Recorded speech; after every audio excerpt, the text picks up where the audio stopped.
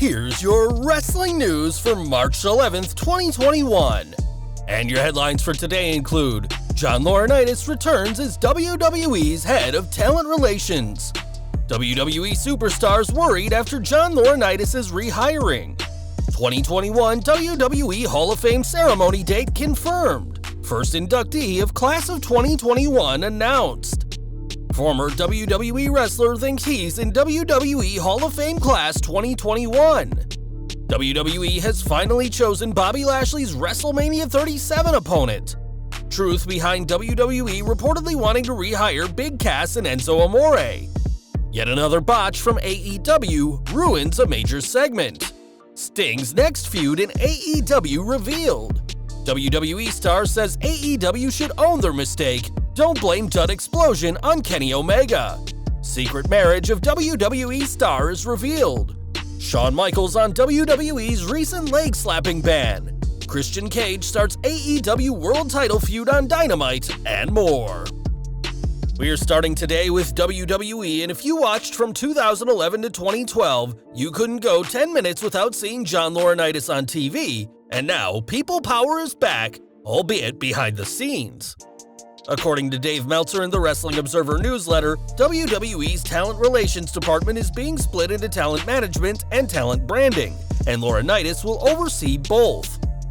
Laurinaitis replaced Jim Ross in the role in 2004 and resigned in 2012 to work as a producer/road agent, and is responsible for the signing of names like Daniel Bryan, CM Punk, and The Great Khali.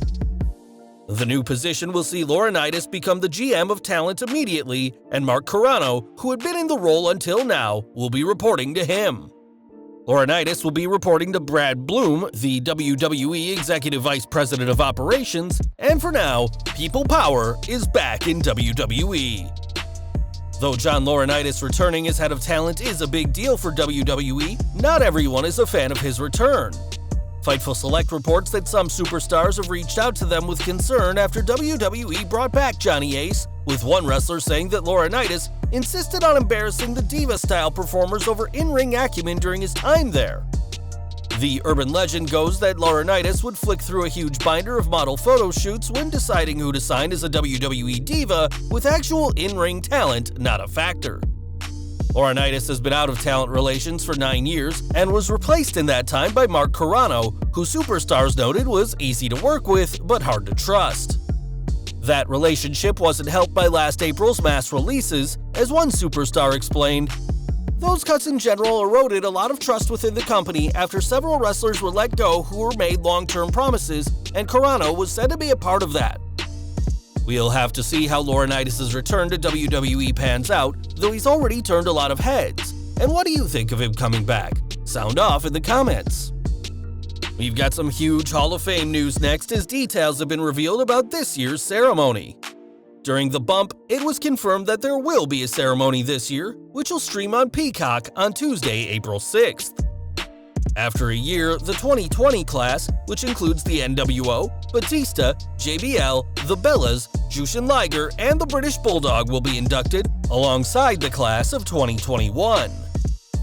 We already know the first name from the 2021 class, as it was announced that former WWE Women's Champion Molly Holly will be inducted into the Hall of Fame next month. Molly's last match with WWE took place in last year's Women's Royal Rumble match, and with a fascinating life both in and out of wrestling, we're interested to see what Mighty Molly has to say. It's expected that this year's Hall of Fame will take place in a virtual situation without any live fans present, but after a year, we're pleased that inductees are finally getting the nod. There's been no word on who will be joining Molly Holly in the 2021 class, but someone should probably tell Virgil that. On social media, Virgil said he was blessed to be a part of this year's class of inductees, adding, "Can't wait to be a part of the 2021 class. Of all my accomplishments this month, this has been one of them." Virgil went on to take credit for things he didn't do, including slamming Andre the Giant, forming the New World Order, and ending Goldberg's streak. Of course, it's possible that Virgil could indeed be inducted this year, but for now, the financially maligned former $1 Million champion is yet to make the cut. The Hall of Fame will be just one highlight of Wrestlemania week, And after starting off his WWE Championship reign in dominant fashion, it's expected that Bobby Lashley will enter WrestleMania as champion and be in the world title picture for a long time. The question now is, will Lashley make it through WrestleMania as champion?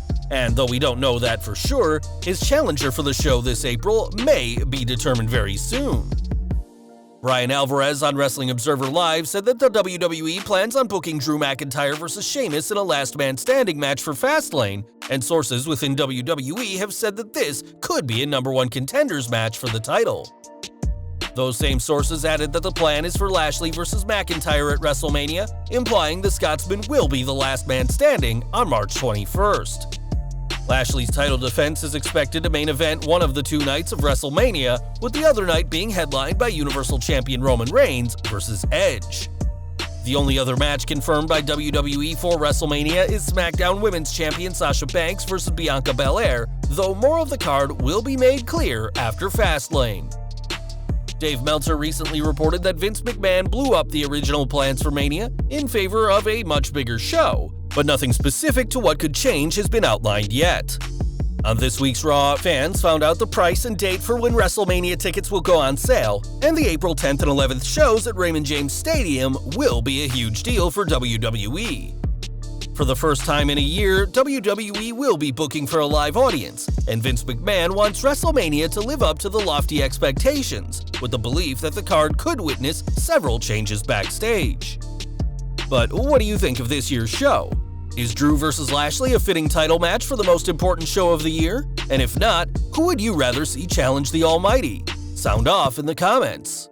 One team many fans would love to see on the WrestleMania card is Enzo Amore and Big Cass, but that won't be happening, according to the 7-footer. In August 2019, it was reported in the Wrestling Observer newsletter that WWE had talks with both men about a potential return to NXT, which would coincide with the show's move to the USA Network as a 2-hour show. Speaking this week to Louis Dangoor of WrestleTalk, though, Cass said that though his name may have come up amongst WWE officials, he didn't get spoken to, saying, "If there was any truth to it, it was never spoken about with me because I was blindsided by that. I think someone would have maybe called me. But I'm sure maybe there was a meeting where maybe our name came up and that's all anybody needed to be like, okay, there we go, and put that out there. Just to get people clicking and to get a news story out there. But I was not informed and I was never called, so that, as far as I know, wasn't happening at all." Both men have caused problems for WWE over the years, but it's also impossible to deny how over they were as a team, so it'd make sense if WWE wanted them back. But do you think Enzo and Cass back in WWE is a good idea? Or is it SAWFT soft? Let us know in the comments. AEW Dynamite next, and this week's show saw the Dynamite debut of Ethan Page, and things pretty much couldn't have gone worse for him. Shortly before his first match on Dynamite, there was audio chaos, as it sounded like the audio from an ongoing NBA game was bleeding through the broadcast. There was the sound of whistles, music, coaches, and chants that you'd hear in an NBA game, and unsurprisingly, fans were very confused. The NBA game was much louder than the AEW broadcast, and this problem continued even through the commercial break. AEW never addressed the issues on the show, and it's unclear why it happened, but we know it ruined Page's Dynamite debut. These problems continued after he beat Lee Johnson, but ended just as Page was leaving, and though fans got to enjoy the rest of Dynamite in peace, the damage had been done to Page's debut on the show. One person who had a better time on Dynamite is Sting, who teased his next feud after he and Darby Allin emerged victorious at the Revolution Street Fight. During an interview segment with Tony Schiavone, the Stinger was cut off by Lance Archer and Jake Roberts, as it seems the Icon will be feuding with him next. We'll have to see where this angle goes, but what do you think of a Sting-Archer feud? Let us know in the comments. It was only a few days prior to Dynamite that AEW Revolution ended with a dud explosion after the show's deathmatch main event, and one deathmatch aficionado has weighed in. On Twitter, Mick Foley says he's been there before and spoke about his 1995 King of the Deathmatch performance when the exploding ring underperformed, adding that he feels bad for Kenny Omega and Jon Moxley. Foley added that AEW should scrap this storyline that it's Omega's fault, and saying that they should just admit it was a mistake and that they'll learn from it. In storyline, AEW is saying that Kenny Omega deliberately made the underwhelming explosion, though we have no idea why they'd do that. And do you think AEW should just admit things went wrong? Let us know below.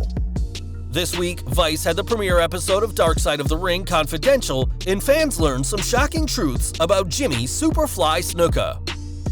Though Vice already covered Snuka's alleged murder of his girlfriend years ago, this episode brought on Patrice Aguirre, the mother of wrestler Gino Hernandez, who claimed she had been Snuka's wife in a secret marriage for 10 years. She added, "I just found out recently that he passed away, and I felt very bad because the time he married me was the time that they say he had killed some woman or something. He was always so kind, just one of the sweetest persons I've ever met." Patrice didn't stop there, adding that her father also married Snuka's mother, which makes this an even more interesting situation. We'll have to see what untold stories come out as Vice continues to dive into the stories they've covered in previous seasons, and who knows what other stories from the life of Jimmy Snuka are yet to be told.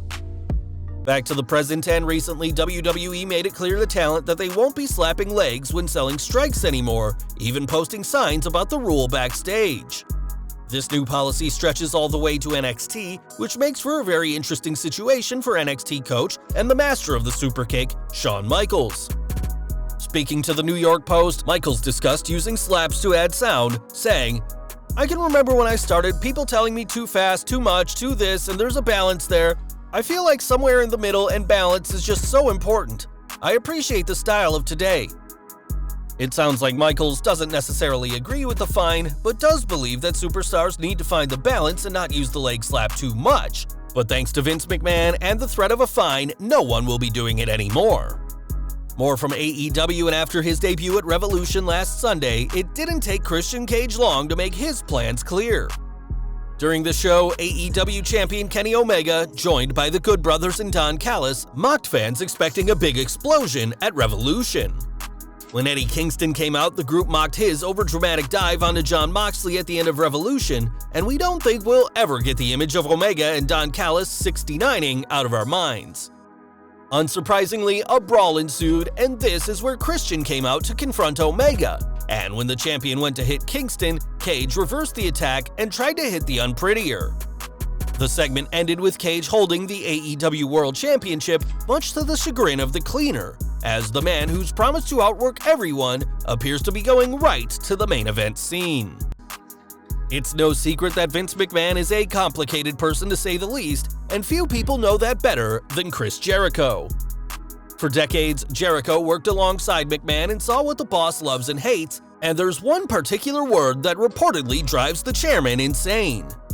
Speaking on Wrestling with Brandon F. Walker, Jericho said how the host probably won't ever have McMahon on the show, saying, "You know who hates the word wrestling? Vince McMahon. That's how he'll equate something if it's a bad idea. He'll go, 'Oh, that's such a wrestling idea. That's just wrestling.'" Whilst WWE is synonymous with sports entertainment, the wrestling term is more associated with WCW, so we kind of understand Vince's hatred for the name. With that said, there's plenty of fans who don't like the term sports entertainment either, and the wrestling term is just the latest thing to join sneezing and burritos on McMahon's list of pet peeves. And we're ending today with NXT, as this week's show saw William Regal deliver his two groundbreaking announcements. As expected, Regal started off by announcing a two-night takeover event for Wrestlemania, which will be called TakeOver Stand and Deliver, a name that WWE trademarked earlier this month.